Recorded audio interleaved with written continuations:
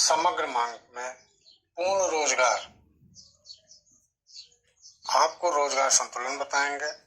और मांग मतलब पूर्ण रोजगार में संतुलन की अवस्था आपको पहले ही बताई जा चुकी है कि एडी बराबर एएस होता है, अर्थात जितनी डिमांड होगी उतना सप्लाई होगा, जितनी मांग होगी उतनी पूर्ति होगी। जैसे पूर्ण रोजगार की अवस्था हम तब मानते हैं, जैसे मान लीजिए 1000 उत्पादन हो रहा है, मांग 1000 की हो रही है, अर्थात मांग 1000 और पूर्ति 1000 की, उसमें 100 लोगों को रोजगार मिला है, तो ये पूर्ण रोजगार की अवस्था प्राप्त की गई है। पूर्ण रोजगार वैसे कहीं मिलता नहीं है, लेकिन एक मानक हम मानते हैं कि इस समय पूर्ण रोजगार है। एकाएक वस्तु की मांग घटकर 800 हो गई। कितनी हो गई? 800। अब पूर्ति भी 800 की होगी, उससे ज्यादा तो पूर्ति होगी नहीं, जितना मांग होगा उतनी ही पूर्ति होगी। जबकि तो इसका परिणाम क्या होगा कि जो 100 लोगों को रोजगार मिलता था, ये 100 लोग 1000 वस्तुएं बनाते थे, तो अब जब इसकी 200 मांग कम हो गई और 200 पूर्ति कम हो गई, तो 80 लोगों को रोजगार मिलेगा। तो अर्थात रोजगार के लिए स्थित तो रोजगार से लोग निकाल दिए गए, लेकिन यहाँ पर भी एडी बराबर एएस ही होगा, क्योंकि डिमांड 800 की और सप्लाई भी 800 की, रोजगार 80 लोगों को लिए है। ये भी, इसको भी रोजगार, पूर्ण रोजगार माना, लेकिन ऐसी स्थिति ठीक नहीं है, इसको रोजगार नहीं माना जा सकता। अब आपको बताते हैं कि बेरोजगारी कितने प्रकार की होती है। एक ऐच्छिक बेरोजगारी, एक अनैच्छिक बेरोजगारी। ऐच्छिक बेरोजगारी का सीधा सा मतलब है, जैसे आप कोई नौकरी, आपके पास डिग्री तो है, आपको वेतन भी मिल रहा है, लेकिन आप नौकरी नहीं करना चाहते। जैसे आपने एमए कर लिया है और एमए करने के बाद आपको चपरासी की नौकरी मिल रही है, तो आप उसको करने के लिए तैयार नहीं है, तो ऐसी बेरोजगारी को ऐच्छिक बेरोजगारी कहते हैं। और अनैच्छिक बेरोजगारी, ये व्यक्ति को तो पैसा भी, नौकरी मिल रही है, लेकिन पैसा कम मिल रहा है, या पैसा वो करने के लिए तैयार भी है, पैसा भी उतना ही मिल रहा है, लेकिन नौकरी उपलब्ध नहीं है, तो ऐसी बेरोजगारी को अनैच्छिक बेरोजगारी। रोजगार दोनों में नहीं मिल रहा है, ये भी नहीं कर रहा है, ये भी नहीं कर रहा है, लेकिन ये अपनी इच्छा से नहीं कर रहा है, और ये नौकरी की व्यवस्था न होने के कारण बेरोजगार है। तो इन दोनों को ऐच्छिक बेरोजगारी और अनैच्छिक, संघर्षात्मक और संरचनात्मक बेरोजगारी। संघर्षात्मक बेरोजगारी ऐसी बेरोजगारी कहते हैं जो बीच में आपके संघर्ष के दौरान आपको बेरोजगारी का सामना करना पड़े। जैसे आप पढ़ रहे हो, आप नौकरी कर रहे हो, नौकरी करने के बाद बीच में आपने किसी डिग्री को पाने के लिए या आप शादी के लिए नौकरी से चले आए, तो उसको संघर्षात्मक बेरोजगारी कहते हैं, क्योंकि आप उस समय संघर्ष के दौर में होते हैं। जैसे आपने डिग्री लेने के लिए नौकरी छोड़ दी कि 1 साल के लिए मैं डिग्री लेने जा रहा हूँ, मैं पीएचडी की डिग्री लेने जा रहा हूँ, चूंकि पीएचडी की पढ़ाई होगी, इसलिए आपने नौकरी में वो दिया, एप्लीकेशन दिया और कहा कि हमको इतने दिन की लीव विदाउट पे चाहिए, हमको पैसा नहीं चाहिए, हम नौकरी से जा रहे हैं, पढ़ाई करके आएंगे, फिर से अपनी नौकरी जारी रखेंगे। तो उतने दिन आप संघर्ष कर रहे हो, तो इसलिए ऐसी बेरोजगारी को संघर्षात्मक बेरोजगारी कहते हैं। संरचनात्मक बेरोजगारी, ऐसी दशा में जब नौकरी बढ़ रही हो या किसी कारणवश घट रही हो, कोई चीज, कोई नई कंपनी में उत्पादन बढ़ाने के लिए कार्य हो रहे हो, उस दशा में आपको अगर जो है उतने दिन के लिए नौकरी से निकाला जाता है, हटाया जाता है, तो ऐसी बेरोजगारी, क्योंकि संरचनात्मक बेरोजगारी है, आगे फिर वो कंपनी आगे बढ़ेगी और आपको फिर से नौकरी पर बुलाएगी, ऐसे इस समय अवधि के दौरान संरचनात्मक बेरोजगारी होती है।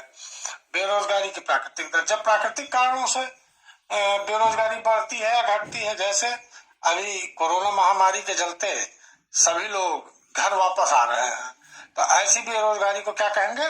प्राकृतिक बेरोजगारी। ये बेरोजगारी की प्राकृतिक दर है। इसके बाद आपको बताते हैं कि जब न्यून मांग होता है, अर्थात AD is less than AS, supply ज्यादा है मांग कम है, सप्लाई ज्यादा है मांग कम है, तो ओ एक्स ओ वाई रेखा खींचे, इसके बाद एडीयू एक रेखा खींचेंगे, यह ओ आई बिंदु को जिस बिंदु पर काटेगी वहां पर एडी और एएस दोनों आपस में बराबर होंगे। ठीक, इसके बाद अगर मांग बढ़ती है तो एडीएफ एक नई रेखा खींची जाएगी और यह जहां पर काटेगी यहाँ पर एडी बराबर एएस होगा, लेकिन ये इन दोनों के बीच ये स्थान ये न्यून मांग है, अर्थात ये अविस्फीतिक अंतराल है। इसमें अविस्फीत का काल होता है। आपको इसको समझाते हैं कि इसको सही कैसे किया जाता है। C प्लस आई प्लस जी प्लस EX मैंने बताया था, ये किसी भी उत्पादन में महत्वपूर्ण स्थान रखते हैं। अब अगर पैसा समाज में कम करना है, अविस्फीतिक अंतराल माने यहाँ पर पैसा समाज में बहुत ज्यादा फैल गया है, तो इसको कम करने के लिए उपभोग व्यय में कमी करके, जैसे उपभोग व्यय आप मान लीजिए 200 200 200 200 चारों को 200 लिए, लेकिन आपने किसी एक में कोई कमी कर दी, चाहे 100 इसमें कम कर दिया, चाहे 100 इसमें कम कर दिया, चाहे 100 इसमें कम, चाहे 100 इसमें कम कर दिया, तो उपभोग व्यय आपने कम कर दिया, तो ये जो 800 का उपभोग व्यय था ये कितने का हो गया, 700 का हो गया। अर्थात अब पूर्ति जो है, जब उपभोग कम होगा तो पूर्ति भी धीरे धीरे कम होगी, और जब पूर्ति कम होगी तो यह एडी के बराबर आ जाएगी। उसके बाद निवेश व्यय, कंपनियां निवेश कम करेंगी, या जो उसमें उच्च वर्ग है, जो उत्पादक वर्ग है, वह निवेश कम करेगा।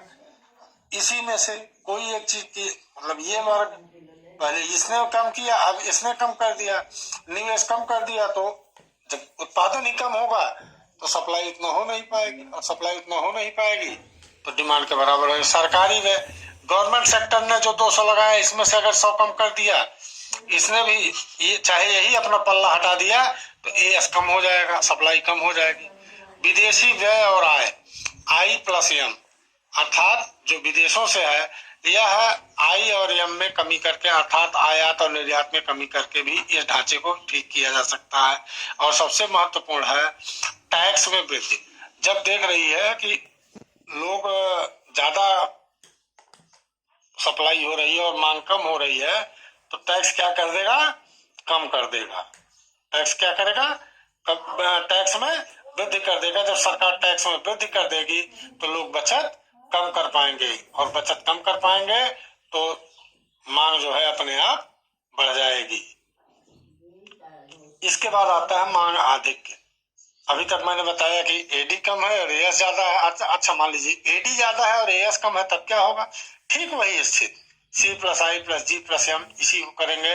आप इसमें देख रहे हैं ओ आई 45 अंश पर खींचा गया, इसको एडीयू एडीएफ इस बिंदु पर काट रहा है, ठीक। और उसके बाद मांग बढ़ गई, वस्तु की मांग बढ़ गई, पूर्ति कम है। जब वस्तु की मांग बढ़ गई तो यह इसको नए बिंदु पर काटता है जहां एडी बराबर एस है। इसको यहां से यहां तक की को स्फीतिक अंतराल कहते हैं, या अधिक मांग इसको कहा जाता है। इसको न्यून मांग कहा जाता है। मांग कम हुई और ये मांग बढ़ गई। ऐसी स्थिति में जब अधिक मांग हो गई तो इसमें क्या करेंगे, निजी उपभोग व्यय में वृद्धि, अपने उपभोग व्यय में वृद्धि कर देंगे जितनी ज्यादा पूर्ति हो रही है। जब उपभोग बढ़ जाएगा तो पूर्ति जो है कम हो जाएगी। इसको बराबर करने के लिए निवेश में भी, निवेश जो है कम कर दिया जाएगा, निवेश कम कर दिया जाएगा। तो जो मांग अधिक है, जब निवेश में वृद्धि कर दी जाएगी, जो मांग अधिक है उसके अनुरूप उत्पादन हो जाएगा, और जब उसके अनुरूप उत्पादन हो जाएगा तो वो अभी जो है यहाँ पर उत्पादन बढ़ा देगा। उसके बाद सरकारी व्यय में वृद्धि, सरकारी व्यय में भी वृद्धि करके उत्पादन को बढ़ाया जा सकता है। जब उत्पादन बढ़ेगा तो पूर्ति बढ़ेगी, और पूर्ति बढ़ेगी तो मांग के बराबर आ जाएगी। और विदेशों में व्यय में कमी करके और आय अधिक करके भी इसको किया जा सकता है। जब आय अधिक होगी व्यय कम होगा, तो आय जब अधिक होगी तो किसमें लगेगा, उत्पादन में लगेगा, और सरप्लस बढ़ जाएगा। जब पूर्ति बढ़ेगी तो मांग के बराबर आ जाएगी। करों में कमी करके, कर जो है जो लगाए जा रहे हैं उनमें कमी की जाएगी।